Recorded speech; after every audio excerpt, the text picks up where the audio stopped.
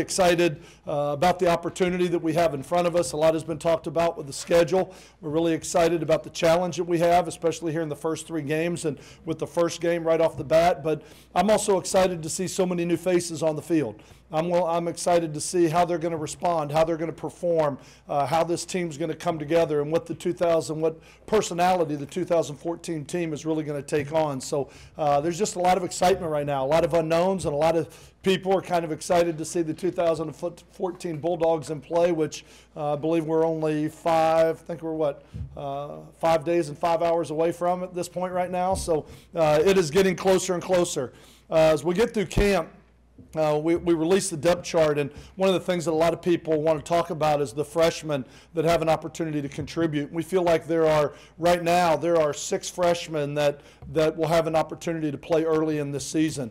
There's another maybe 4 or 5 that could be an injury away from taking the red shirt off of them and then playing a major role that we're going to keep trying to bring along in practice to get ready to play in case they would have to play. But there are 6 that right now we're taking the approach that they are going to remove the red shirt and play as true freshmen. There's 2 of them on the defensive side of the ball. One of them is Cedric Cooper at the safety position, and the other one is Russell Ferris at the linebacker position. We feel like not only can they help bring depth to what is very much needed on the defensive side, but they're both guys that could definitely be special teams players with us.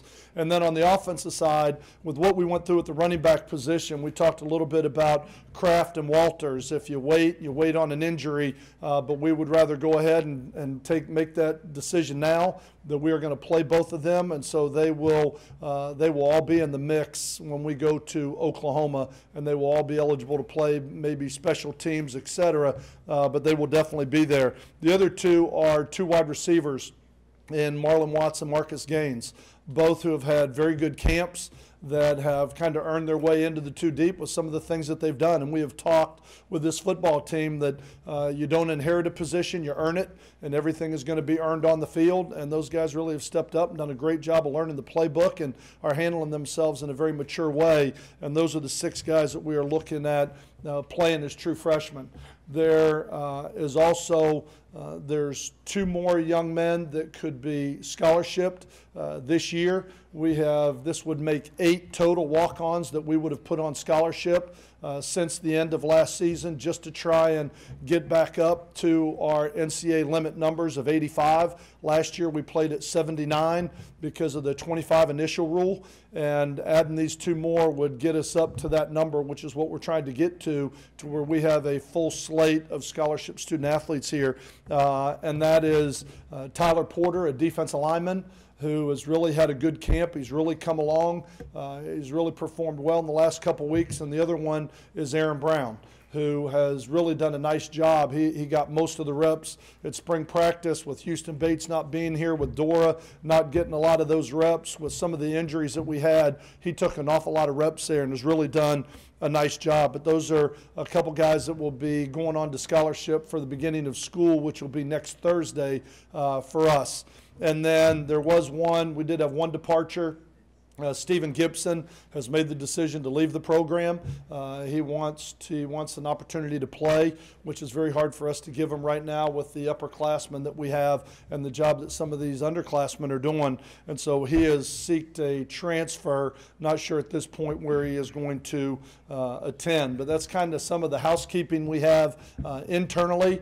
You get on to Oklahoma, and that's kind of what this week is all about. You keep looking at number 3 in one poll, number 4 in the other poll. You have the opportunity to put the Sugar Bowl game on with them defeating Alabama and what they did in that bowl game and how well they played. I think their ranking is very much merited, especially when you watch them in that game. This is a very talented football team, and I have great respect for Coach Stoops. The job that he's done, I believe he's been there about 15 years at this point, and he has year in and year out won. I know their strength coach very well. We were together when we were at Notre Dame, who does a fantastic job, and they've got a great tradition. They've got a great program. They've got great coaches, and they have great players, and it's going to be a great challenge for us. when you sit down and you look at what we're going to be seeing on both sides of the ball, sometimes you have one team that'll be better on offense than defense or vice versa. The thing that why this team is receiving so much attention is because it is a very balanced team. It is a very senior-laden team or heavy experienced team. A lot of guys coming back, and that's one of the reasons that I think they're receiving the attention that they are with the talent that they have. It starts with the quarterback, Trevor Knight. I know was up and down last year with a couple injuries, but you look at the way he progressed through the season, the way he played in that bowl game, incredibly efficient. I think he does a really nice job. They've got an offensive line that is huge. They returned 4 out of their 5 starters from a year ago, returned from last year. Their tight end, Bell, the tight end and the running backs they're big, they're physical, they're strong. And what they can do with a big offensive line and tight ends and running backs is they can pound you and they can wear you out up front and they can establish a running game. And then when they have an opportunity, when you try and load the box and stop the running game, I think Shepard is a weapon. You look at what he does, how explosive he is. They lost a lot of receivers from a year ago, but they returned one of their best in Shepard. And I think we'll see a lot of him, not only as a receiver, but as a punt returner as well. But an incredibly talented wide receiver that will give us fits. It's very hard to simulate his speed and athleticism on the outside, but it'll be a great challenge for our back end, for our defensive backfield. Then you go over and you look at him on the defensive side of the ball, where 8 of the 11 return. 8 starters return. On that side of the ball, they have 11 guys that have started games. Again, very big up front. They've got a nose guard that's 6'6", 340 pounds. Very hard to simulate that length and size, and trying to get push in the middle and movement. Their linebackers are very active. I look at Tapper and Stryker. I watched Stryker play in high school down in Tampa. Very active, very athletic. Again, in that bowl game, he had 3 sacks, had 7 tackles. A very active player for him up on their front 7, but I think they have one of the best front 7s in the country when you look at their size and athleticism and their speed and some of the things that they can do. And then you look at Sanchez in the back end. He was a freshman All-American, their corner. They're a very talented defensive football team. And then in their kicking game, they have 2 seniors. One's on the Groza watch list. He was 24-27 in field goals a year ago. He only missed 3. He's very active, very strong leg, and their punter averages 41.7 yards a punt. It is a very talented football team. It's hard to find weaknesses in this. And I think it'll be a great challenge for us. We're going to learn a lot about our team, having the opportunity to go on the road and play a team with Oklahoma's tradition, with Oklahoma's talent, and with the type of football that they're playing right now, because we're not getting a down Oklahoma team. We are getting them at one of their best, and I think it'll be a great challenge for us and one that we are really excited about and really looking forward to. Questions? Who's your quarterback? I will announce that when I have a chance to meet with both the young men. I have not had a chance. We gave them off on Sunday, and they're not back today till 4 o'clock. So I have not had an opportunity to meet with both of them, but we'll announce that as soon as I have an opportunity to meet with the quarterbacks. As far as that race goes, during the fall, were you kind of disappointed that one of them just didn't kind of take the reins and take the job? No, I won't say disappointed, because I don't think it's a thing where they're both losing it. I think you've got Ryan, who's been in the program, who understands the offense, who's been in it. You're trying to evaluate Cody when he's been in the offense for 15, 20 days is what he's had this offense, and I think he's getting better and better every week. I would have loved for somebody to just take it and run away with it, but I also think it was important to be fair to both of them and give Ryan an opportunity. This is a guy that's been here to get as many reps and show the improvement that he can do and prove that he can be the quarterback, and it's also fair to give Cody a fair shot since he's the new guy coming in and only had this offense for a limited amount of time. But I do feel like it's a quarterback race. It's not that, golly, we're trying to decide which is the worst of 2 evils. I feel like both of them, with the improvements that Ryan Higgins has made, that he's good enough that we can play with Ryan Higgins. And I also think some of the flashes Cody has shown that he has the talent and the ability to be the starter. And so it's much more trying to make the decision between that. And that's why we waited through this last scrimmage. We had that scrimmage, had the opportunity to grade it, and then sit down and talk about it as a staff. And now I just want to have an opportunity to meet with the young men. So you're saying that's something that's going to happen later today or something later this week? It will be later today. I want to do it as soon as possible, as I've said, but I also want to be fair to them as well. Coach, what do you feel like is the foundation of your football team this year? I mean, there's that cornerstone you want to build off of all season. What do you feel so good about right now? Well, I mean, I think any good football team, it starts with your line play on the offensive and defensive lines. It starts with your front seven, being able to stop the run and being able to run the ball. I think any good football team starts there, because if you can't stop the run, we can mention all the skill players and the outside guys and everything else, but you can't hang your hat week in and week out on that and be consistent. I think defensively, it's the experience and the maturity that comes back. And the knowledge of it. I think Coach Diaz has done a phenomenal job with his defense, coming in as a new defensive coordinator, and the things that he has put in that they have really embraced. I think he makes it very complicated, but yet at the same time it's very simple for them to learn. It appears complicated, but I think he has really simplified it in terms of it's very user-friendly, so to speak, for the players to take it, embrace it. They're not being robotical. They have gotten better and better as it's gone on, and they start to understand more and more of what he wants to do on that side of the ball, and I think he's done a really nice job with it. But I think that's the staple right now, if you said with this football team going into it, would be the defensive side of the ball, just because of the experience that we have there. I think Coach Diaz has brought an excitement and energy to the defensive side. There's a great attitude. There's a lot of confidence on that side of the ball right now. And I think that's why I said this will be such a great challenge for us walking into this game. Offensively, there's probably a lot more unknowns. You have so many new faces, and that's part of the excitement that I want to see this defense go out and play against a team like Oklahoma. But I also want to see how the quarterback's going to fare. I want to see how these new offensive linemen are going to fare. Out of our top 10 offensive linemen, 7 of them have never played. You know, there aren't a lot of guys that have played a lot of football for us. And the one that's played, you have obviously the 2 starters in Trey Carter and Mitchell Bell, but then you have Jens Danielson, who started 3 or 4 games a year ago. Outside of that, everybody else is kind of new to the show, and I'm anxious to see how are they going to respond in front of 80,000 people at Oklahoma against a team like that. A lot of new faces at the wide receiver position. You have Sterling Griffin and Paul, who haven't really played yet. Paul hasn't really played yet here, and then you're talking about a couple freshmen that are starting to back them up and get behind them. And so I think it's going to be exciting to watch so many of the new faces on offense. But we're going to have to get better as the year goes on. We're going to have to come together and gel and build some confidence. And the only way that can happen is by everybody going out and doing their job and becoming productive and start to see that momentum start to ride that wave of momentum if we can find a way to have some success early. But that's the biggest thing that I see with this team is right now it's almost like 2 different teams in an offense and a defense in what you're dealing with. Is this the highest ranked opponent you've had to prepare for in a season opener, and what's that like compared to playing someone who's outside the top 25 or national title expectations? I don't know that it's a lot different. Well, your first part of your question, I believe it is. I think West Virginia and Virginia Tech, when we played them, I don't think they were 3rd. So it might be the highest ranked team, but they were top 10 that we had to play them.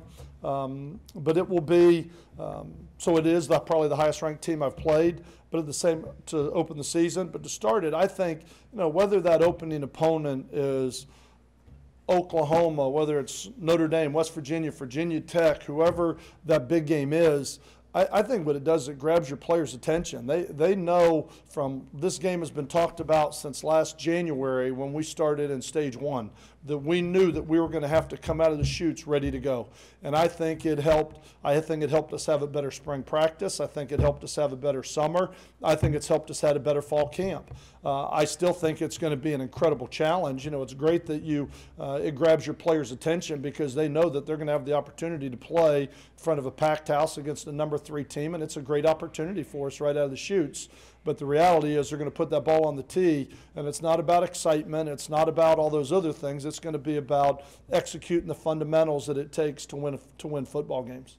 Would you consider playing 2 quarterbacks, or would that be a sign that things are going badly if that happens? Would that be something you consider as a normal thing to do? Yeah, I haven't even – no, I'm not – that's not where I'm going right now. I mean, I don't want to get into – I think the 2 quarterbacks that we have are very equal from their talent sets and what they can do.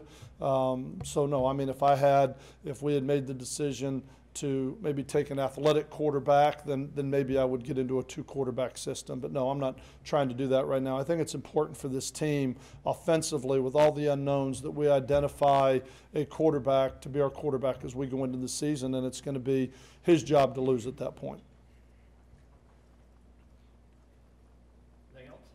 One more thing, the offensive line hasn't changed a ton from last year. You got two new faces, and really it's been the same group since the spring. How important is that going into the season? I think Matt Moore has done a really good job with the offensive line, and when you look at the way those guys are coming, Greenwald hadn't played, Brunson hasn't played, Darrell Brown hasn't played. Those guys haven't played football before here, but I think those guys have been, as a unit, we've been able to stay healthy, and those guys have been able to get a lot of work together, and I think that's been invaluable. We talked in the very opening press conference about having 20 seniors, but 14 of them have been brought in the last year and a half. So it's not like you've got a lot of fifth-year seniors when you're talking about Oklahoma having 4 or 5 returning starters, and you've got guys that have started 38 games in their college career and things along those lines. We don't have that type of chemistry and togetherness and unity yet, but I still think it's been huge for all those guys to have been here since January. And I think guys like Kirby Wixon and David Mahaffey are doing some really good things and are going to be in the mix and could very easily get on the field and play because they're doing a good job. But I think those guys, Matt Moore has done a really good job, and I think it's a tribute to those players and to Coach Moore for what they've done to kind of put this thing together in such a short period of time as they've had to do. When you look at Oklahoma on film, a lot of people look to the bowl game against Alabama. Mm-hmm. How much stock do you put into that? There's a lot of talk about if Alabama was up for that game or Oklahoma got more up for it. Right. Maybe Alabama did. Do you go back and strictly use that film and say this is how Oklahoma might look? Or no, you use a body of work. I mean, obviously that's their last game, and that's when you see their quarterback with a little bit of experience playing better. You're going to get more of that picture than you are early in the season. But you also have to go back and you have to look at, what was their approach at Monroe and Tulsa and those games that they had to play early. I mean, so you want to watch the body of work in the whole year, and that's why you really get impressed with the quarterback and the progress he made from the beginning to the end. But we're going to see a guy even more seasoned than that. So I don't think you put all your stock in it, but you definitely have to look at how they got to this point. How do you keep your guys from getting caught up in the moment and just the environment? You said the 80,000 plus people at the game, and you can't really simulate that. So what are you telling them this week just to be prepared and to make adjustments if things don't start out how you want? Well, we just have to, we're going to have to really stay focused on what happens in between the lines. The circus is everything that's going on outside the lines, whether it's the television cameras, the blimp overhead, the fans in the stands, all those things that are going on. That's the circus that goes on outside. I mean, as long as they get to play 11 and we get to play 11 and those stands, the fans have to stay in the stands, then it's going to be about what happens in between the lines and us going out and executing the fundamentals and staying focused on what we have to do. And that's part of the excitement I have with so many guys that haven't played. Are they going to be able to focus on what they have to do? Or are they going to see everything and the game gets real sped up rather than just really slowing it down and making sure you have discipline and eye control, being focused on your movement key or whatever your read is on that play? And that's what happens with young players, and that they get caught up in that. And we'll talk about it. We'll address it with the team and what we have to do. We'll try and simulate crowd noise at some of our practices this week where we have to learn to operate in silence a little bit on both sides of the ball. But those are the things that you have to be able to overcome. And as you said, when adversity hits and you find yourself down, that's when we're going to learn a little bit about this team. That's when we're going to learn what kind of fight this team has, what kind of resolve and commitment and togetherness, and how they're going to rally together and pick each other up, or we're going to start pointing fingers at each other and we're going to fall apart from within. And that's the chemistry and the dynamic you just don't know. And that's part of the second phase of excitement that I have for this season, to see how we are going to evolve to that. And we have tried to work and coach and teach those type of things this entire camp, but still, until you get in that arena, you don't know how you're going to respond to it all. When you, I think it was a couple weeks ago, you said you're going to have to rely on defense in these couple of these early games. Yes. With the opponents you're playing. When you play a team like Oklahoma, can you truly rely on the defense knowing the opponent? I mean, obviously the offense is going to have to pick off the slack. You can't truly. Well, we're not going to win 3-0. I mean, I'm not sitting here saying that, no. But I'm just saying that our defense is more ready to play right now with the experience we have over there than all the new faces. And they're going to have to carry us. And is it going to be good enough to win? I don't know. That's why we're going to go play the game. But I think right now they're going to have to be our strong suit. Our offense has got to play. We're certainly not serving the ball over the defense and saying, here, you take it. I mean, we're doing everything we can offensively to try and eliminate some of those mistakes and make sure that we can put some points on the board, because when you look at us from a year ago, the 8 losses, we didn't score more than 16 points. And that's one thing that's constant, is when we scored some points, we had an opportunity to win. But that's why Oklahoma's also ranked 3rd in the country, is because they're as strong on defense as they are on offense, and that's why they're ranked as high. And it'll be a challenge for both sides of the ball. All right, Coach, you said that Derek Kraft would be, eligible to play. Just Yes. about the difference between last year and this year, being able to have, that amount of players. Well, the depth at the tailback position, we talked about, we came in with Blake, who had never really played before, and you had Tevin, who got injured early, and you had Kenneth, who got nicked, and he missed, 4 or 5 games last year. And it was hard. And now all of a sudden you have 4 running backs that 2 of them have played, and a guy like Blake and Kenneth. But you also have 2 freshmen back there that I think are very talented players, that I think it's a long season. And their role may be on special teams early as they get more and more comfortable with the tailback position. But I think both those guys are going to be really good players, and they're both 6 foot, 220-pound running backs that have an opportunity to help contribute on a team that doesn't have a lot of mids, that doesn't have an abundance of, we talked about not having many linebackers, tight ends, fullbacks, not having any tight ends or fullbacks when we got here, and having very few linebackers. I believe there's only two linebackers that are still on this roster that were here when we got here. So having bigger bodies like that can help you on some of the special teams and can also contribute as an offense and defense to give some of those other guys a blow, then it gives you a chance to look at some things offensively to be able to highlight a couple of those players.